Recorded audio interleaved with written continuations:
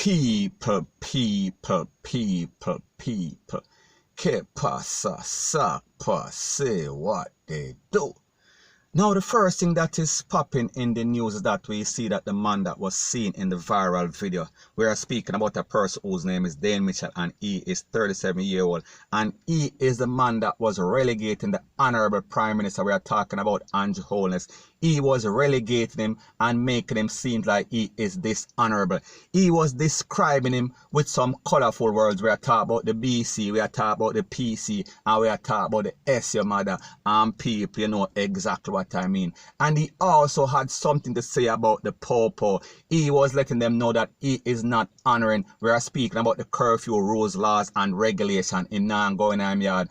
However, we saw that he learned the very hard way, he learned the wrong way, because just after, we are speaking about less than 24 hours after that first initial video, he was taken into the custody of the P0L, and people, based on what the P0L said, he was found hiding under a bed. However, shortly after his arrest, it seems like he hired an attorney, and he was made as part of his bail stipulation to apologize to the Prime Minister, the P0L, and the government of Jamaica publicly. So people, he is back at it again. He is back at it one more again. And people, this is a new video. We are talking about the third video. So people, is the third time a charm. Only this video is the polar opposite of the first one and the second one. So people, take a listen, take a look, and then I'll give my piece. Boss, yeah. Nah, go inside. Nah, go in. Me a go in 7:30. Yeah. Go in 7:30. No, 7:30 me I got my bed. And you cuss them, man. Tell him cuss there. See there. Come here. Now people, we see what a difference a couple of days make. We are speaking about, it seems like we are talking about two separate persons. From the initial video to this video, we see that it seems like he has learned his lesson, and he has learned it very well. And he knew that he made a mistake, because people, the truth and the fact that even if his apology was not sincere, the fact that he gave an apology, we have to basically give him some sort of credit, and we have to give credit where credit is due. However, in this video, we see that he is more jovial. We see that they are talking about unruly. However, we see that this man is making it abundantly clear that he is accepting the rules. He is going to obey the rules. He is going to be in his house before 7:30. He might go in bed before 7:30. And people, based on the rules and laws and protocol of the curfew, people are not supposed to be on the street after 8 p.m. We are speaking about 8 p.m. until 6 a.m. the next morning. So therefore, the man I make on a know, so he is going to be in his bed. Not only in his house, him there in bed asleep, he might talk about, he might draw some Z. He is making it abundantly clear that he is not going to make the same mistake once or twice or 3 times. He might talk about the third time is a charm, and he is doing something completely opposite. We are speaking about the polar opposite. And people, you see that his friends are mocking and jeering him. And people, we see that they are being jovial about the whole situation. Because like we saw when this video went viral, it was a bad reflection on the ghetto. We are talking about the garrison. It made people look like them duns, and people were calling them fully duns. Fully Jamal, Rete, Lele, Blue, blah, bling. So the moral of the story is this. It seems like he has learned his lesson, and people, he is proceeding with the rest of his life on a positive path. And people, we have to give credit where credit is due, because we see that he is more jovial. He is not being disrespectful. He is actually complying with the rules and laws and regulation, and the truth and the fact that it is for the betterment of the country. We want to see Jamaica safe as it pertains to this Big C incident, because people, Jamaica cannot afford to basically make this thing get out of hand. Jamaica definitely cannot afford for this thing to spread. We are talking about all over the island, because we are a third world country, we are a poor country. So the point that I am trying to make is that if countries, we are speaking about first world countries like America, UK, Canada, Rete, Lele, Blue, blah, bling, are having a very hard time to handle this Big C, what would happen to little Jamaica? We are talking about poor Jamaica. People, we are talking about chaos and catastrophe. So therefore, that is what the government, that is what the Ministry of Health, and that is what the P0L is trying to prevent. point blank and period. So anyways, people, that is my views on the whole thing as it pertains to that. And like me say, it is just my views and opinion. It is not the gospel. Your views and opinion can be respectfully different from mine. But let me know what you think in the comment section. Bless up.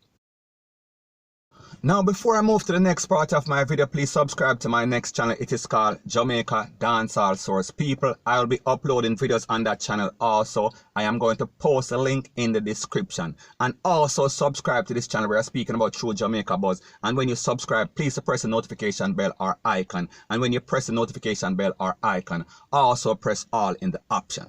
So the next thing that is popping in the news is that we see that there was a little riot at one of the big yards. We are speaking about Richmond Farm. We are speaking about in St. Mary. And based on the P0L report, it is said that the warden at the institution were doing some routine search when them buck up on one cell phone. We are talking about a smartphone and a kitchen utensil. We are talking about the sharp type. And it was said that the men we are speaking about, the PRISONERS, they did not want to relinquish. We are talking about their phones and their utensils. So therefore it basically escalated into something, and the situation got so intense that they had to call in the P0L and the soldier for backup. So people, we are talking about some serious thing in a serious place with some serious type of people, point blank and period. So there's a video that is circulating out there with an inmate actually videotaping the whole thing from a smartphone, and people, isn't that ironic? However, you have to understand that this is YouTube, so therefore I can only upload the edited version. So people, take a listen, take a look, and then I'll give my piece.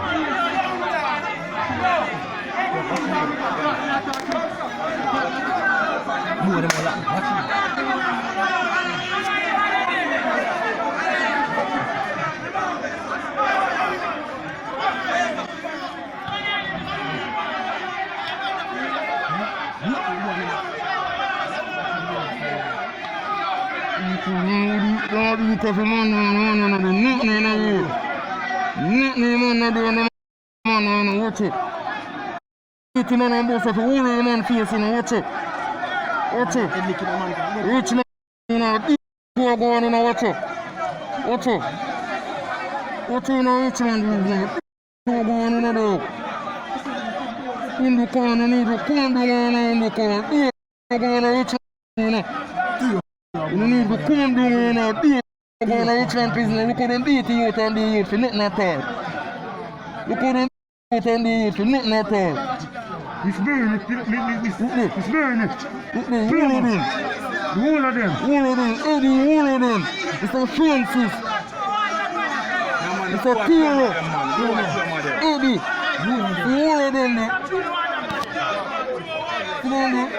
Boy, Eddie, boy, youth.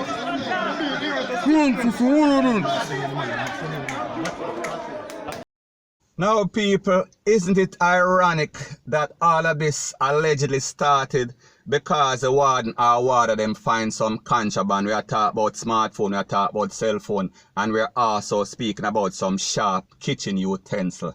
However, there's an inmate from that said facility that is recording from a smartphone, from a cell phone, which is supposed to be the root of the problem. So people, welcome to Jamrock. However, like I said, you hear this man saying that the man, basically we are talking about the person that was on the ground, because one person, we are talking about one inmate, he was on the ground. And apparently they are claiming that him get some lick up from the people and we work there. I don't know. I cannot say without a shadow of a doubt that that is true. I am just saying based on what is said in the video.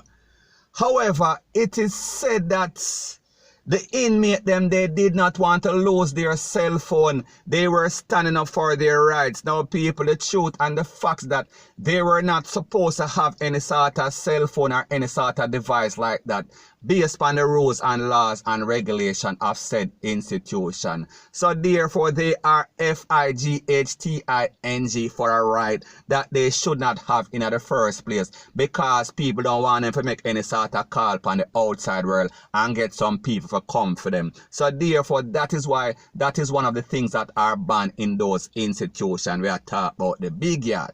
So anyway, we see that these people, they are saying that they are violated. They felt like the people them shouldn't take what them phone rate, lele, blue, blah, bling. So therefore, them lick down one of them friends for no reason. And people, like I said before, one inmate, he was out on the cold concrete. And based on information, it is said that his colleagues were throwing water on him to basically revive him. So people, it seems like he tapped out. And also based on the information, it is said that 4 DCS members of staff, they were also injured and taken to the place of recovery where they were treated and released. And it is said that the operation at the Richmond Farm Institution has returned to normal, and they are doing an intensive probe. We are talking about an investigation. So people, we are talking about welcome to Jamrock. So anyways people, that is my views on the whole thing as it pertains to that. And like me say, it is just my views and opinion. It is not the gospel. Your views and opinion can be respectfully different from mine, but let me know what you think in the comment section. Bless up.